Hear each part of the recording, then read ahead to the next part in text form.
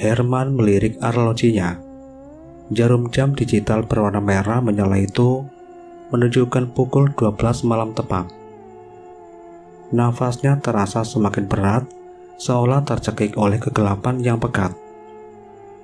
Dia sedang melintasi alas keramat, sebuah hutan lebat yang namanya saja sudah bisa membuat bulu kuduk meremang. Perjalanan malam yang seharusnya dihindari itu terpaksa dia tempuh karena ada urusan mendadak di kota sebelah. Alas keramat bukanlah hutan sembarang hutan. Sejak kecil, Herman sudah sering mendengar cerita-cerita seram tentang tempat ini. Konon, sering terjadi penampakan makhluk halus dan kejadian aneh bagi para pengendara yang melintasinya, terutama pada malam hari.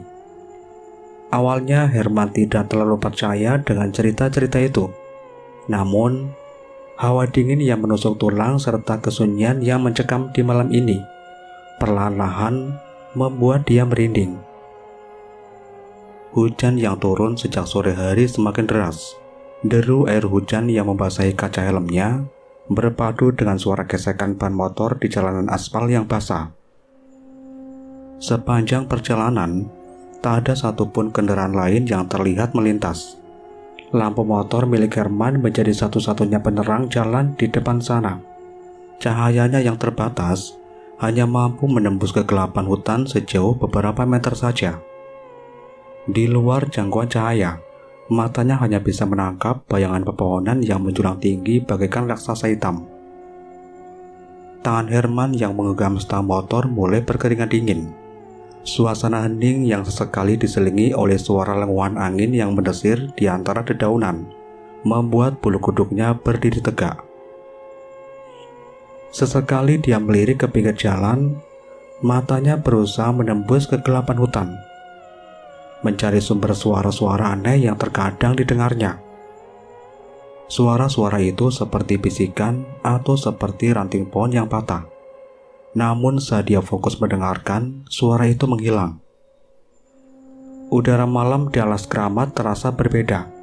Dinginnya menusuk sampai ke tulang, menusuk hingga ke dalam pikirannya.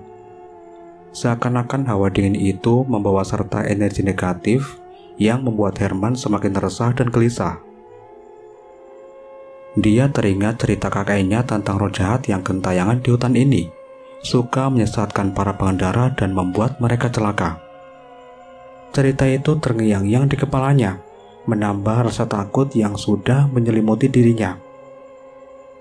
Herman berusaha untuk tetap fokus menyetir motornya. Dia memacu kendaraannya lebih kencang, berharap bisa segera keluar dari hutan ini. Namun semakin dia melaju, hutan ini seakan-akan tidak ada habisnya.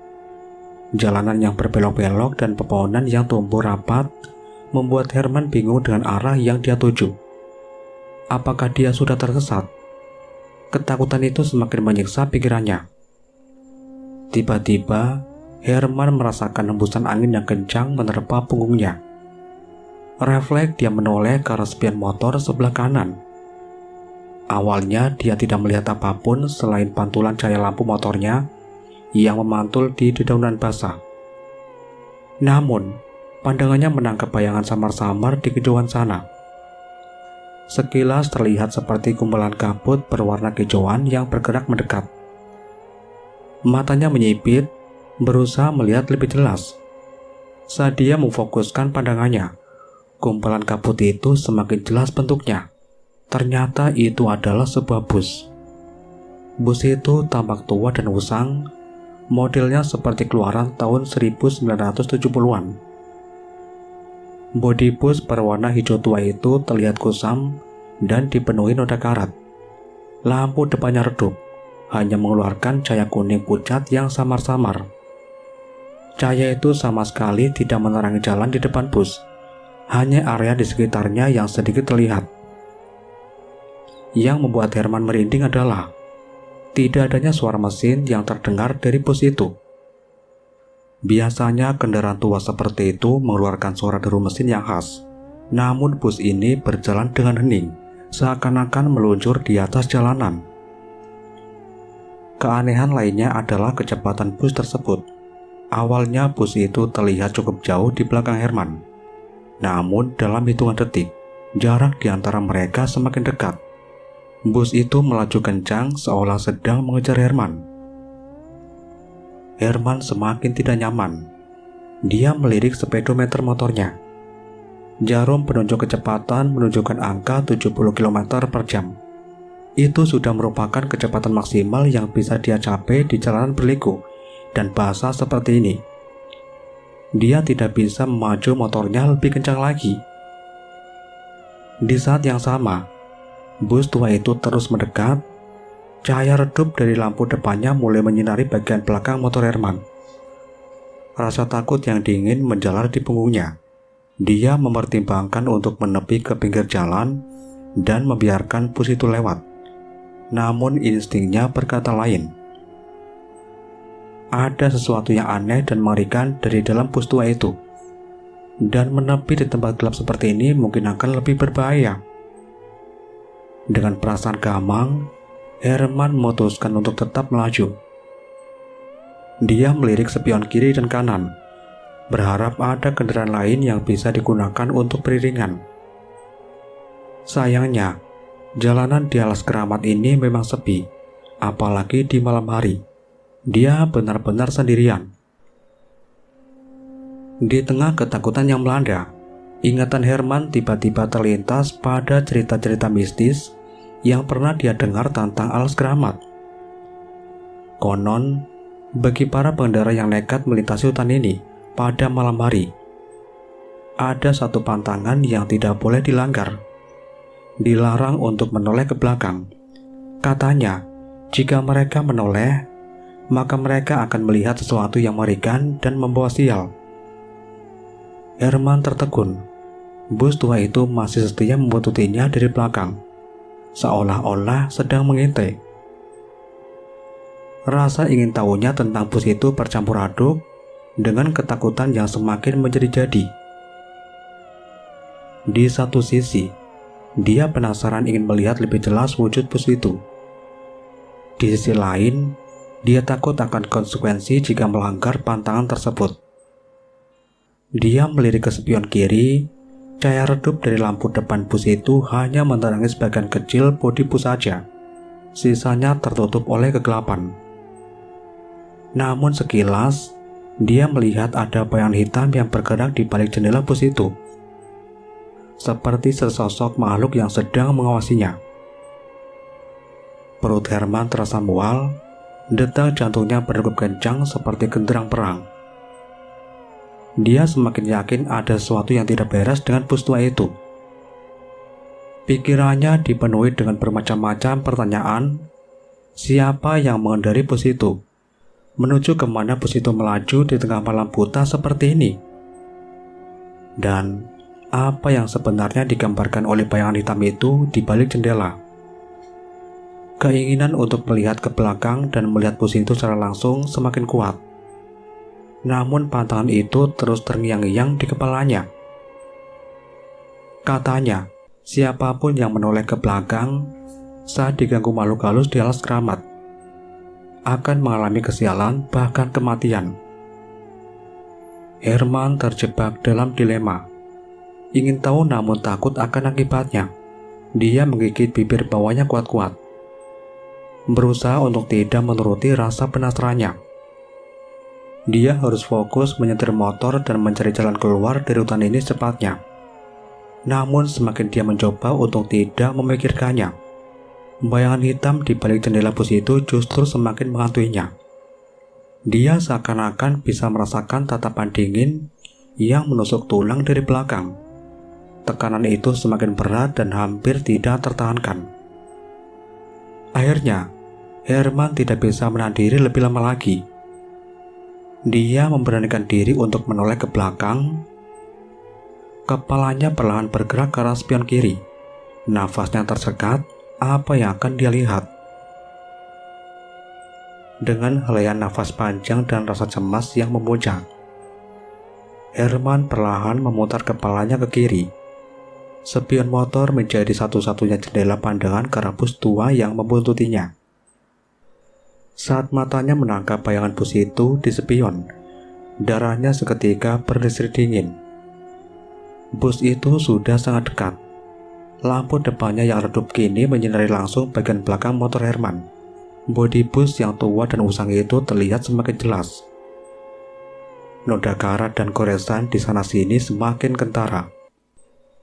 Namun yang paling membuat Herman ngeri adalah tidak adanya pengemudi di balik kemudi bus itu. Kursi pengemudi tampak kosong melompong. Setirnya berputar-putar sendiri mengikuti tikungan jalan. Belum hilang rasa terkejut melihat kursi pengemudi yang kosong. Tiba-tiba, Herman melihat bayangan hitam di balik jendela bus itu bergerak. Bukan lagi sekilas seperti sebelumnya. Kali ini Herman bisa melihat wujud itu dengan jelas. Sosok tinggi kurus dengan mata merah menyala dan taring runcing tengah menatapnya dengan penuh kebencian. Dalam sekejap, teriakan histeris Herman menggema di tengah kesunyian alas keramat. Dia berteriak sekuat tenaga, bukan karena ketakutan melihat sosok mengerikan itu, melainkan karena dia merasakan benturan keras di punggungnya. Benturan itu begitu kuat sampai-sampai dia merasa terdorong ke depan dan hampir terjatuh dari motornya. Refleks Herman mengerem motornya sekuat tenaga. Ban motor berdesit di jalanan aspal yang basah, meninggalkan jejak hitam panjang. Motornya berhenti mendadak, nyaris terjungkal ke pinggir jalan yang berbatas dengan jurang terjal. Nafas Herman terengah-engah, tubuhnya bergetar hebat. Dia meraba punggungnya yang terasa sakit akibat benturan tadi. Matanya liar mencari sumber benturan itu. Dan di saat itulah dia menyadari sesuatu yang mengerikan. Bus tua itu menghilang, lenyap begitu saja tanpa jejak seperti ditelan kegelapan hutan.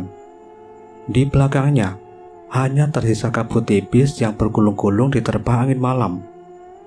Perlahan, Herman mengangkat kepalanya. Dia melihat ke arah spion kiri, berharap bayangan bus itu masih ada di sana. Namun tidak ada apa-apa. Hanya pantulan cahaya lampu motornya sendiri yang dia lihat. Herman terduduk lemas di atas motornya. Otaknya masih mencoba mencerna kejadian yang baru saja dialaminya. Apakah itu nyata? Apakah bus tua dan sosok mengerikan itu benar-benar ada? Atau apakah itu semua hanya halusinasi akibat ketakutan yang melanda dirinya selama perjalanan? Dia tidak bisa menjawab pertanyaan itu. Yang dia tahu dia baru saja lolos dari maut.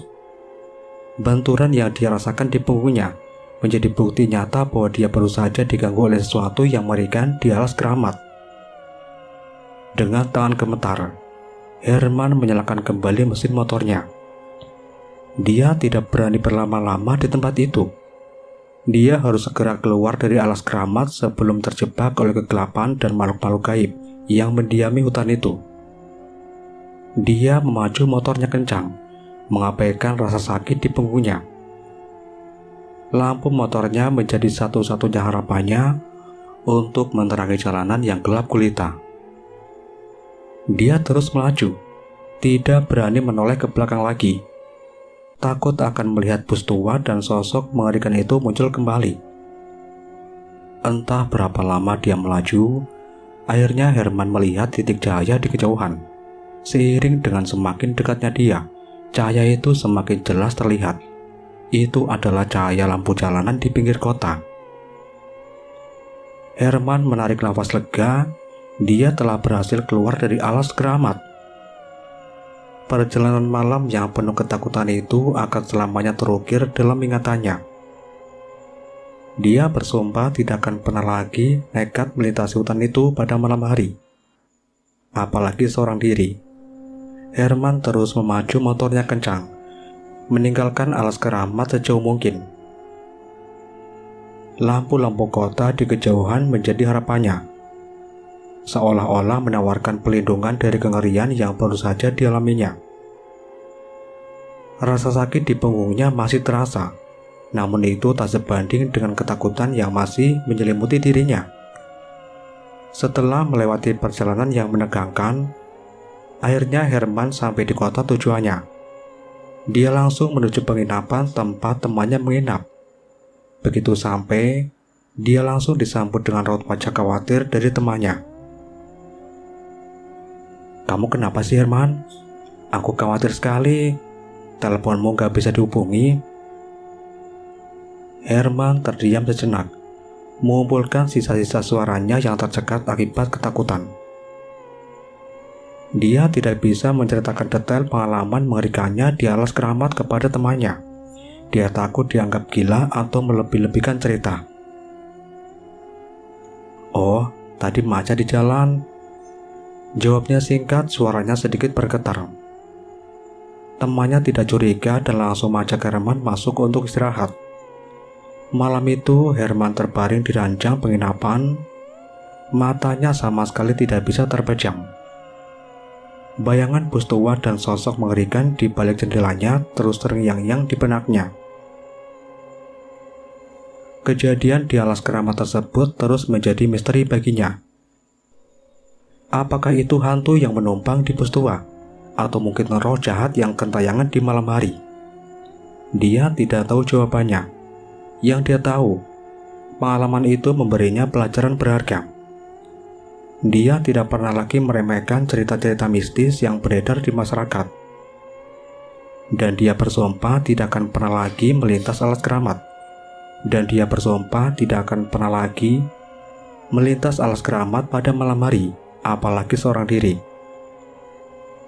Keesokan harinya, saat berpamitan dengan temannya, Herman diam-diam memperhatikan jalan keluar dari kota. Dia melihat jalan yang menuju ke arah alas keramat dan merasakan hawa dingin yang menjalar di punggungnya. Dia bertekad untuk melupakan kejadian itu. Namun bayangan bus tua dan sosok mengerikan itu akan selamanya membekas di dalam memorinya. Kembali ke rutinitasnya, Herman masih sering teringat pengalaman mencekam di alas keramat itu. Kadang-kadang di malam yang sunyi, dia bermimpi melihat cahaya redup dari lampu bus tua itu mendekat dari kejauhan. Namun, dia selalu berusaha untuk tidak mengingat-ingat mimpi itu. Suatu hari, Herman tidak sengaja bertemu dengan seorang kakek tua di warung kopi langganannya. Kakek itu dikenal sebagai orang paham tentang hal-hal gaib. Herman yang didera rasa penasaran, memberanikan diri untuk bercerita tentang pengalamannya di alas keramat. Kakek tua itu mendengarkan ceritanya dengan seksama. Setelah Herman selesai bercerita, sang kakek mengangguk pelan. "Itulah yang biasa disebut bis setan," kata kakek itu lirih. "Konon, bis itu sering menampakkan diri di alas keramat pada malam hari. Katanya, siapapun yang diganggu bus itu tidak boleh menoleh ke belakang. Jika mereka menoleh, maka mereka akan dibawa oleh bis itu." Herman tertegun. Cerita kakek itu persis seperti apa yang dialaminya.